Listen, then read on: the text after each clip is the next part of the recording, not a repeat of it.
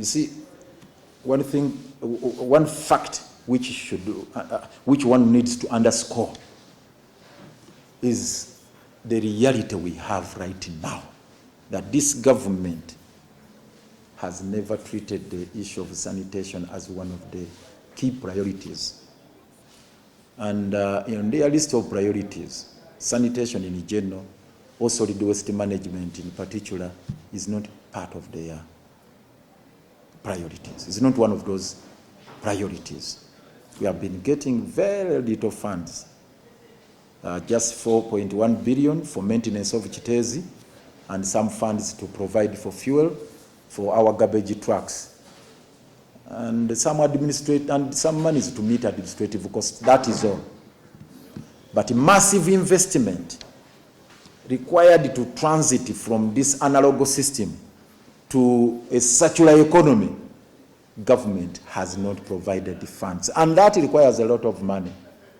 What actually they have been providing is just maintenance, but not upgrading the solid waste management system from what we have today, the rudimentary methods, to a circular economy where you are having recycling plants, where you are having biodigesters or industrial incinerators, or even functional landfill where you are having leachate treatment plants and so on and so forth. That one is not there. Actually, for the record, Chitezi has not been a landfill. It's a dump site. We have been on record on this. Chitezi has been a dump site, and it is not a landfill. So all these years, since independence, we have not had a landfill in this country. And that is an absurdity. It's a national embarrassment. It's a national shame. So it's because government has not treated this matter as a priority. There are lots of plans we have in place. We wanted to decommission Chitezi in 2015 because it had outlived its lifespan, having commenced in 1996 as a small dumping site and transiting into an engineered facility in 2001. It was to last for 15 years, to expire in 2015. Unfortunately, we did not have capacity to have it decommissioned. So it was around the same time in 2016 that we decided to buy an alternative site in Idundu, 136 acres, which unfortunately we have not developed, again for want of adequate resources, because the technical team here presented to us the estimated cost. It's in the region of 190 billion Uganda shillings, which we do not have here as KCCA.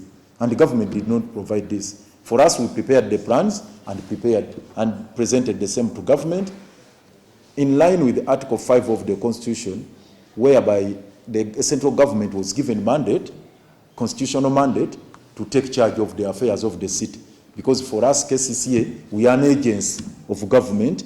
We are administering the city on behalf of the central government. So they never provided those funds, and we got stuck with our Chitezi, not decommissioned. We got stuck with our Dund, 136 acres, vacant, not developed.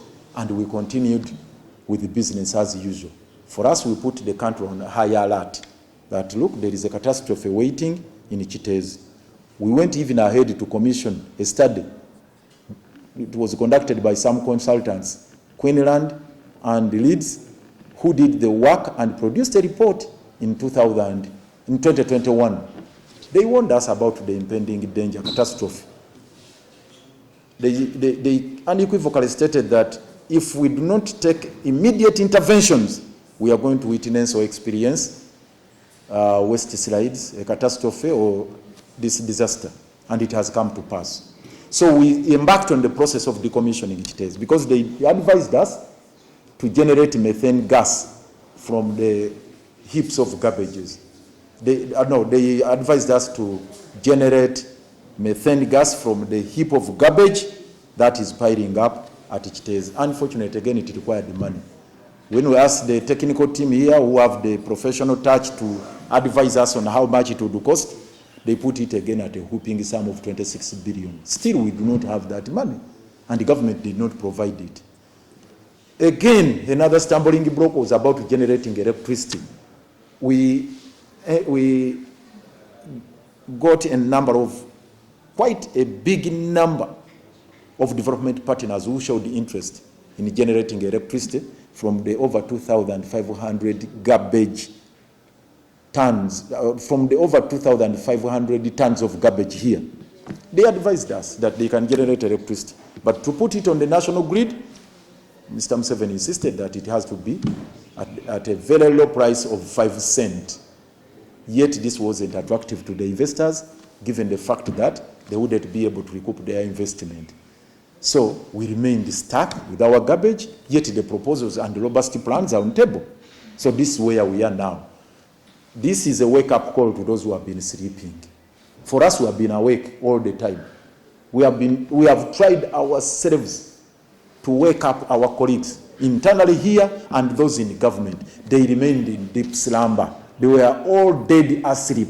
All these years, Mr. Museveni's government has been dead asleep as far as solid waste management is concerned. And more specifically, the impending hazard, the catastrophe, the disaster, which has always been a time bomb in Chitez, they have always been asleep. Despite the fact that we have been knocking at their doors, we have been knocking at their every place, but now they have gotten a wake-up call. Hopefully, they are going to do the needful. Hopefully, now that there is a wake-up call for them, they are going to do the needful. Provide the necessary funds. We implement these grandiose plans we have to generate electricity, methane, and it goes onto the national grid, and we get rid of this garbage. That is the direction we have to go, which is in tandem with the modern technology of the 21st century in the circular economy. So that means you've never had an emergency plan with all those developments that have not been started on or accomplished. There was no emergency plan from time immemorial. The plans have been there. We still have these plans. The emergency? No, even emergency plans, we made them. It's only funding of the same. We even came up with the disaster preparedness, the strategy for disaster preparedness. Tailored, our own Kampala tailored program, not the national policy on disaster preparedness, but our local, domestically tailored policy on emergencies. We adopted it in 2018, 2019. We profiled all the disasters we are prone to. And I remember, in a jest, I mentioned waste slides. As if I was prophesizing. I told them, and as much as we are talking about fires, we are talking about floods, we are talking about all those kinds of disasters, this one is also one of them. It's a man-made disaster, a man-made catastrophe. Because those ones we are talking about some other natural disasters. It has come to pass. So this is why I'm saying this is a wake-up call to those who have been sleeping. For us who have been awake, we have been alert, we've tried to alert them, they did not listen. Now, the disaster should wake them up and spur action towards a circular economy. Lastly, where is the rescue place or plan that you're looking at, given the current load? It's been 4 to 5 days without dumping garbage. How much do you have in stock, and where are you? Where we are still working out all those. I mean, we have looked at a number of options, and we have tried to engage different stakeholders to have this resolved. Of course, we have encountered the challenges along the way. There is resistance in Dundu. The local leaders and the communities have opposed our plans. Again, we got 32 acres in Menvu, Busukuma, 12 acres belonging to Chira municipality, 20 acres for Nansana municipality.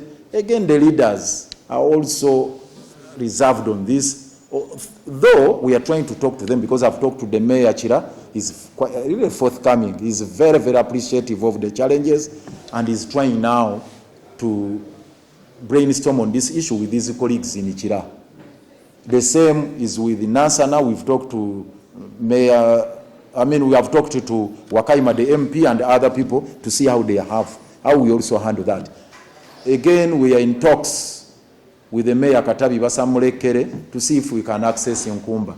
I'm sure by close of business today, we'll have made a headway, either with Nkumba or Menvu in Busukuma, Nansana municipality. One of the two will be serving, or both, I'm sure, because this is what we have embarked on today.